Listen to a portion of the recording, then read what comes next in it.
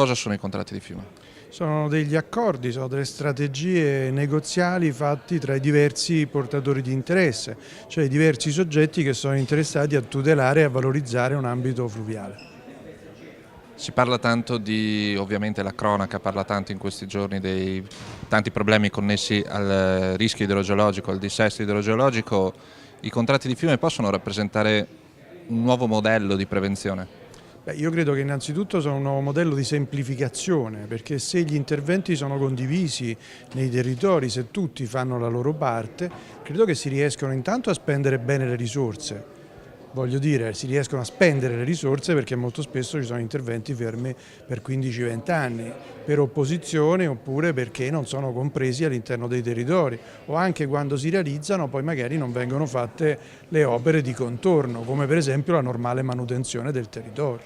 In questo senso è importante il ruolo degli agricoltori, il ruolo dei singoli cittadini, il ruolo della pianificazione. In questo senso non si corre il rischio che i tavoli siano degli organismi un po' farraginosi o possono veramente essere degli strumenti concreti, efficaci, efficienti?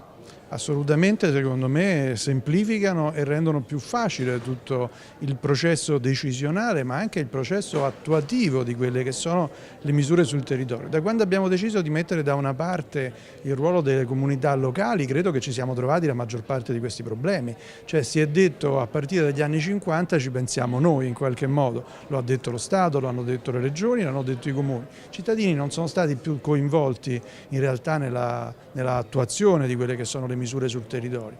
Io credo che bisognerà ritornare a questo, cioè bisogna ritornare al fatto che nelle decisioni ci sia un coinvolgimento diretto di tutte le comunità locali, perché questo può portare valore.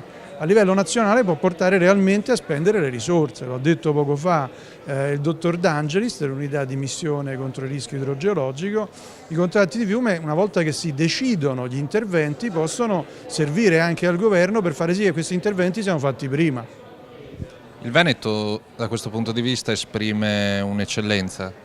Il Veneto intanto ha aderito alla Carta Nazionale dei Contratti di Fiume, sono partiti diversi contratti di fiume anche su fiumi importanti, penso al Delta del Po, penso al Piave, penso al Brenta, al Meolo, il Marzenego, quindi la Regione sta supportando anche alcuni di questi processi.